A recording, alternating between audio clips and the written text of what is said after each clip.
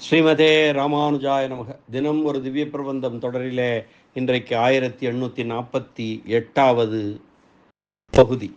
திருமங்கையாழ்வார் அருளிய பெரிய திருமொழி 10ஆம் பத்து, 2ஆம் திருமொழி, அதனுடைய 5வது பாசுரத்தை நாம் இணைந்து அனுபவிக்க இருக்கிறோம். இந்த 2ஆம் திருமொழி அரக்கர்கள் பாடும் பாடலாக தடம் பொங்கத்தம் பொங்கோ என்று ராமாவதாரத்திலே ஈடுபட்டு இலங்கையிலே இராவணனை ராமன் வதம் செய்த பொழுது பாடிய பாடல்களை அனுபவித்து வருகிறோம். அதிலே 5வது பாசுரம்.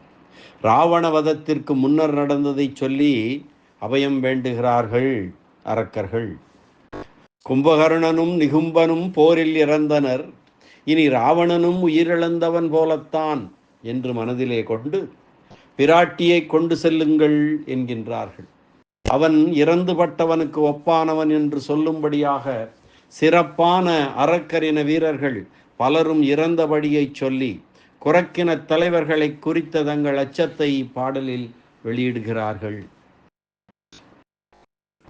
செம்பொன் நீழ்முடி எங்கள் ராவணன் சீதை என்பது ஓர் தெய்வம் கொணர்ந்து. செம்பொன் நீழ்முடி எங்கள் ராவணன் சீதை என்பதோர் தெய்வம் கொணர்ந்து வம்புலாம் கடி காவில் சிறையா வைத்ததே குற்றம் ஆயிற்று காணீர்.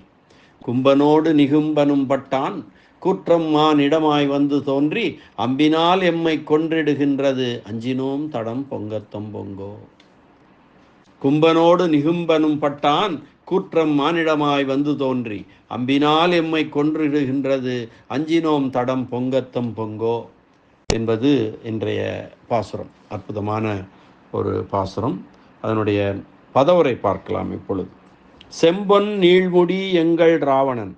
செம்பொன்னாலான நீண்ட கிரீடங்களை உடைய முடிகளை உடைய எங்கள் அரசனான ராவணன் சீதை என்பதோர் தெய்வம் கொணர்ந்து, சீதை என்கின்ற தெய்வத்தை ராமபிரானிடமிருந்து பிரித்து கைப்பற்றி வந்து, சீதை என்பதோர் தெய்வம் கொணர்ந்து வம்புலாம் கடி காவில் சிறையா வைத்தே, மனங்கவளக்கூடிய காவலுடைய சோலையில் சிறை வைத்த செயலே குற்றம் ஆயிற்று காணீர், பெரிய குற்றமாய் தீமையை விளைவிப்பதாயிற்று என்பதை மனதிலே கொள்ளுங்கள். கும்பனோடு நிகும்பனும் பட்டான். கும்பகர்ணனும் நிகும்பனும் போரில் இறந்து பட்டார்கள். குற்றம் மானிடமாய் வந்து தோன்றி, காலனே யமனே மனித வடிவில் வந்து தோன்றி அம்பினால் எம்மை கொன்றிடுகின்றது. அம்பு எய்து எங்கள் இனத்தையே, அரக்கர் இனத்தையே அழிக்கின்றது. இந்த நிலையிலே அஞ்சினோம், எங்கள் உயிர் போய்விடுமோ, எங்களை கொன்று விடுவார்களோ விடுவீர்களோ என்று அஞ்சுகிறோம். தடம் பொங்கத்தம் பொங்கோ என்பதுதான் இன்றைய பாசுரமாகும். செம்பொன் நீழ்முடி எங்கள் ராவணன் சீதை என்பதோர் தெய்வம் கொணர்ந்து வம்புலாம் கடி காவில் சிறையா வைத்ததே குற்றம் ஆயிற்று காணீர். கும்பனோடு நிகும்பனும் பட்டான் குற்றம் மானிடமாய் வந்து தோன்றி அம்பினால் எம்மை கொன்றிடுகின்றது அஞ்சினோம் தடம் பொங்கத்தம் பொங்கோ. செம்பொன்னால் செய்யப்பட்ட நீண்ட திருமுடிகளை உடைய எங்களுக்கு தலைவனான ராவணன் சீதை என்னும் தெய்வ பெண்ணை கவர்ந்து வந்து புதுமை மாறாததும் மனமுடையதுமான அசோகவனத்திலே சிறை வைத்த செயலே பெரிய குற்றமாய் தீமையை விளைவிப்பதாயிற்று. அதன் காரணமாக கும்பகர்ணனும் நிகும்பனும் போரில் மாண்டனர். ராவணனிடம் முன்பு தோற்றிருந்த யமனானவன் மனித வடிவை பூண்டு கொண்டு வந்து தோன்றி எங்களை அம்பு எய்து எங்கள் இனத்தையே இந்நிலையில் அழிக்கின்றது. எங்கள் உயிர் நீங்கிவிடுமோ என்று அஞ்சுகிறோம். தடம் பொங்கத்தம் பொங்கோ என்பதுதான் இந்த பாசுரத்துடைய திரண்ட பொருள். வானர வீரர்களே, எங்கள் ராவணனுடைய பெருமை எப்படிப்பட்டது தெரியுமா? பல திசைகளிலும் சென்று வெற்றி பெற்று செம்பொன் முடி கவித்து கொண்டவன், செம்பொன்னால் செய்த கிரீடங்களை 10 தலைகளிலும் வைத்து கொண்டவன்.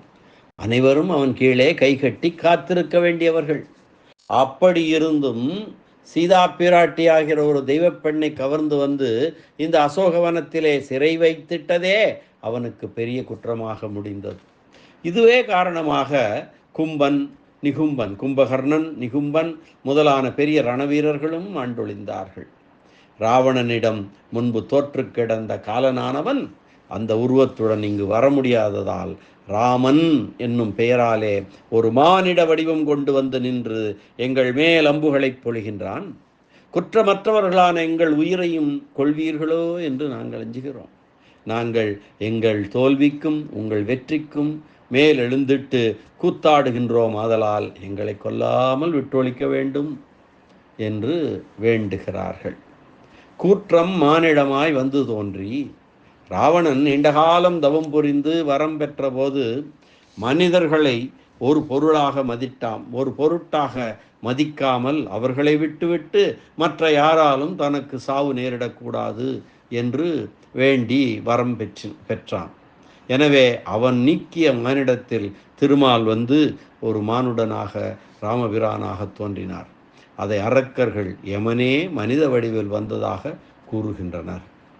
கூற்றம் உடலையும் உயிரையும் வேறு வேறு கூறாக்குபவன் என்பதாலே வந்த காரண பெயர் கூற்றம் யமன். இந்த பாடலுக்கான வியாக்கியான சக்கரவர்த்தி பெரியவாச்சான் பிள்ளையினுடைய உரை.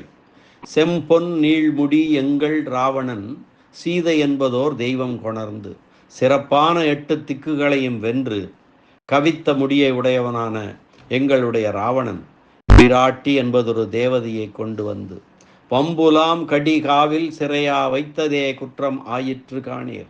புதுமை மாறாமல் இருப்பதாய் நறுமணம் வீசும் அசோகவனத்திலே பெருமானும் பிராட்டியும் தனித்திருந்து மகிழக்கூடிய இடத்திலிருந்தும் பிராட்டியை பெருமானிடம் பிரித்து அவளை தனியே வைத்த இந்த குற்றத்தை காண்க.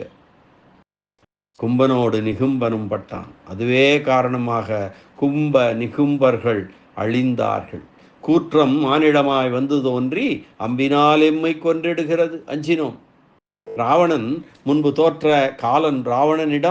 முன்பு தோற்ற காலன் வந்து ராவணன் தேவர்களை நெருக்கி மனிதர்களை அலட்சியம் செய்த காரணத்தாலே மனித வடிவம் எடுத்து தோன்றி அந்த மனிதனுக்கே எய்வதற்கேற்ற அம்பாலே எங்களை கொல்லுவதே நிகழ்வதால் நாங்கள் எங்கள் உயிரை நினைத்து அஞ்சுகின்றோம். அஞ்சினோம் தடம் பொங்கத்தம் பொங்கோ, தோற்றொழிந்த நாங்கள் உங்களால் உயிரிழந்து விடுவோமோ என்று பயப்படுகின்றோம். நாங்கள் அஞ்சினபடியை குறிக்கும் பொங்கத்தம் பொங்கோ என்ற ஒலியை எழுப்புவதே எங்களுக்கு தக்கது.